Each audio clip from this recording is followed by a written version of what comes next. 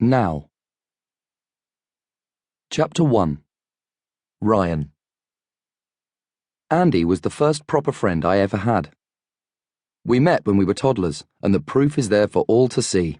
A series of shaky smartphone videos of us crawling around in the park or sharing fruit and biscuits as we played. We lived next door to each other, and there were just a few months between us in age, so it was inevitable we'd be thrown together. Our mums were friends too, and we spent so much time in each other's houses that both places felt like home. Once my mum went back to work, I spent most of the week at my gran and granddad's, where everything was neat and tidy and quiet. We took long walks in the countryside, collecting acorns and fallen leaves. Gran taught me to bake bread, and Grandad gave me a little patch of his garden to grow carrots and sunflowers, and sometimes we did puzzle games together, or kicked a ball around in the garden.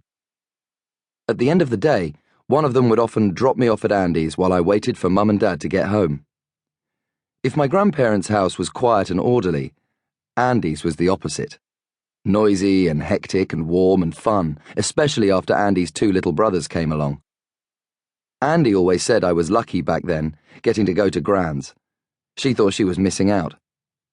Then, when we were 4, Andie started at nursery school, and I was the one who felt left out. I didn't go because Gran and Grandad lived on the other side of town, and because Mum said spending lots of time with them was an education in itself. It wasn't the same, though. I wanted to know everything about nursery school. Andie said there was a sandpit and a water table, and computers, books and building blocks.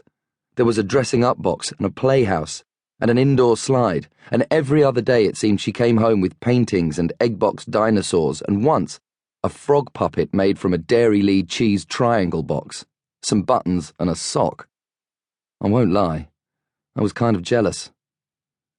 And then, Andie brought something even more astonishing home. A girl called Eden Banks. "She's my new best friend," Andie explained. "She can be your new best friend too." The two girls looked at me, Andie with her blonde pigtails, and Eden with her wonky golden-brown fringe, her upturned nose dusted with freckles. Andie was like a sister to me. I knew her almost as well as I knew myself. Eden was different. Her face was solemn and serious, but her mouth was already twitching into a smile. She was wearing a blue cotton dress embroidered with bright flowers all around the hem and stripy tights in shades of pink and orange and red. I shrugged and broke a Jammy Dodger biscuit in half and offered half to Andie and half to Eden. And that was it. The friendship was sealed. I was 4 years old and already a little bit in love.